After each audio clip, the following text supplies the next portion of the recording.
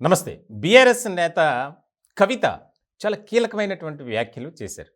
తెలంగాణలో BRS party ఓడిపోవటానికి పార్టీలో మనం అనుసరించినటువంటి విధి విధానాలు, ఏదైతే అనుసరించినటువంటి వైఖరి ఉందో ప్రధానమైనటువంటి కారణం అదే ఓటమికి అని చెప్పి జగిత్యాల్లో కార్యకర్తల సమావేశం ఒకటి జరిగింది.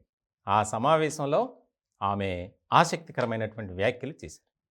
ఇప్పుడు గులాబీ పార్టీలోనే కాదు, తెలంగాణ వ్యాప్తంగా కవిత చేసినటువంటి కామెంట్స్ మీద ఆసక్తికరమైనటువంటి చర్చ జరుగుతుంది.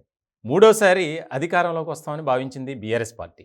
ఇలాంటి క్రమంలో చాలా ప్రజా వ్యతిరేక విధానాలు అవలంబించింది అనే చెప్పాలి. ఎందుకనంటే మనం చూసాం, ముఖ్యంగా ఏదో అంటే మేము చెప్పడం కాదు, ముఖ్యంగా కాంగ్రెస్ పార్టీ, భారతీయ జనతా పార్టీ ఇదే రకమైనటువంటి ఆరోపణలు చూస్తున్నాం. మనం వరుసగా ఒక్కొక్క స్కామ్ బయటపడుతుంది.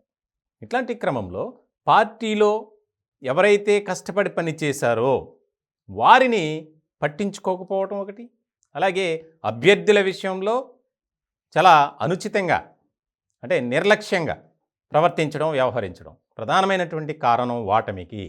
ఎందుకనంటే ప్రజానాడి తెలుసుకోలేకపోయాం, అందుకే ఈ రకమైనటువంటి ఓటమి మనం ఎదుర్కోక తప్పలేదు అని ఒక ఇండికేషన్ ఇచ్చారు. ఇప్పుడు ఎవరు చూసినా ఎవరు చేసినా ప్రధానమైనటువంటి ఫోకస్ పార్లమెంటు నియోజకవర్గాలు గెలవాలి, 17 స్థానాల్లో మెజార్టీ స్థానాలను గెలవాలని ఒక పక్కన బీఆర్ఎస్, కాంగ్రెస్, భారతీయ జనతా పార్టీ 3 పార్టీలు ఇదే వ్యూహంతో ముందుకు వెళ్తున్నాయి. అది సాధ్యపడుతుందా అంటే ప్రస్తుతానికైతే కాంగ్రెస్ పార్టీకే కాస్త ఎడ్జ్ ఉంది. ఎందుకనంటే అధికారంలో ఉన్నారు, వేవ్ అంతా కాంగ్రెస్ పార్టీ వైపే ఉంది. ఇట్లాంటి సందర్భంలో ఇక్కడ బీఆర్ఎస్కి ఒక అగ్ని పరీక్ష. ఎలాగైనా మనం ఖచ్చితమైనటువంటి స్థానాలను గెలుచుకోవాలి. గత ఎన్నికల్లో చూసాం, 9 పార్లమెంటు స్థానాలను గెలుచుకున్నటువంటి బీఆర్ఎస్ ఈసారి ఏ రకమైనటువంటి విజయ అవకాశాలు ఉంటాయి అనేది ఒక ప్రశ్నగానే మారింది.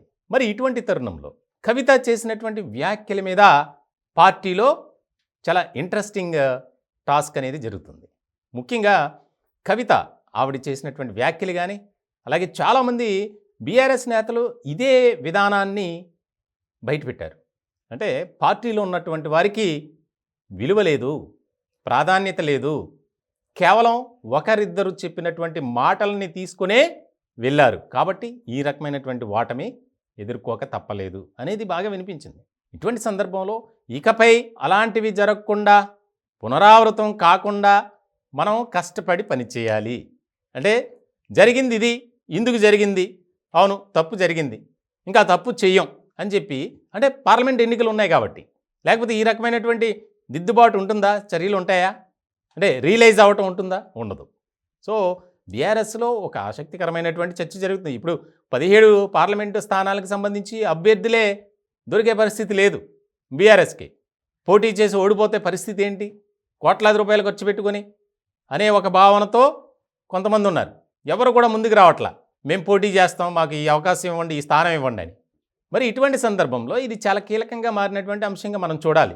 ఒక పక్కన కేటీఆర్ కూడా అదే మాటలు, హరీష్ రావు ఆయన కూడా అవే మాటలు, ఇకపై హార్డ్ వర్క్ చేద్దాం, ఐక్యంగా ముందుకు వెళ్దాం, పార్టీలో ఉన్నటువంటి ఆ డిస్టర్బెన్సెస్ ఏవైతే ఉన్నాయో వాటిని పరిష్కరించుకుంటూ ముందుకు వెళ్దాం, దయచేసి క్యాడర్ కోఆపరేట్ చేయండి, ఇది అల్టిమేట్గా. సో ఇలాంటి సందర్భంలో తాజాగా కవిత చేసినటువంటి వ్యాఖ్యలు రాజకీయంగా మాత్రం అయితే ఆసక్తికరంగా మారాయి. ఒక రకమైనటువంటి ఏంటి ఇలా మాట్లాడారు కవిత అనేది చర్చ జరుగుతుంది, గులాబీ పార్టీలో కాదు, మొత్తం మీద రాజకీయ వర్గాల్లో కూడా. సో ఇటువంటి నేపథ్యంలో రానున్న ఎన్నికలకు సంబంధించి ఒక్కొక్కరు ఒక్కో విధంగా తమ అభిప్రాయాన్ని బయటపెడుతున్నారు, ముఖ్యంగా కీలకమైనటువంటి నేతలు. ఎందుకంటే పార్టీలో ఉన్నటువంటి క్యాడర్ అంతా సైలెంట్ మోడ్లోకి వెళ్ళిపోయింది. దాన్ని ఎలా అయినా సరే మనం కొంతవరకు బయటికి తీసుకురావాలి, అందరితో మమేకం అవ్వాలి, ప్రజలు ఇప్పుడు మనల్ని ఆదరిస్తారా, మనకు మద్దతు ఇస్తారా అనేది ఒక ప్రశ్న. సో ఇలాంటి సందర్భంలో కవిత చేసినటువంటి వ్యాఖ్యలు చాలా ఆసక్తికరంగా మారాయనే చెప్పాలి.